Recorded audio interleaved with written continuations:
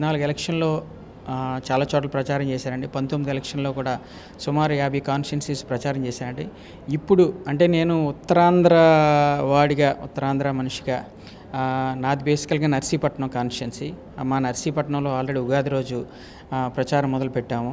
మా ఎమ్మెల్యే అభ్యర్థి పెట్ల ఉమాశంకర్ గణేష్ గారు ఆ రోజు విషెస్ చెప్పి ప్రచారం స్టార్ట్ చేశారు. అలాగే ఈరోజు విశాఖపట్నంలో పెద్దలు సమన్వయకర్త సుబ్బారెడ్డి గారు కూడా జోగినాయుడు మన ప్రాంతం అంతా మన జిల్లాలు అన్నీ ప్రతి చోట నువ్వు క్యాంపెయిన్ చేయని చెప్పి బ్లెస్సింగ్స్ ఇచ్చారు. మీ అధినేత వైనాట్ 175 ఆ టార్గెట్ ఎలా ఫుల్ఫిల్ అవుతుంటారా, లేకపోతే ఏమన్నా కొంచెం అటు ఇటు అయ్యే అవకాశాలు? నమ్మకం అండి, జగన్ గారు అంటేనూ నమ్మకం. ప్రజల నమ్మకాన్ని ఆయన నిలబెట్టారు. సో భగవంతుడి దయ తెలిస్తే ఆయన ఎప్పుడూ చెప్తున్నట్టు రావచ్చు, లేకపోయినా బ్రహ్మాండమైన సీట్స్ వస్తాయండి. 19లో ఎలా అయితే వచ్చాయో అలాగే అంతకు మించి కూడా వచ్చిన ఆశ్చర్యం లేదు.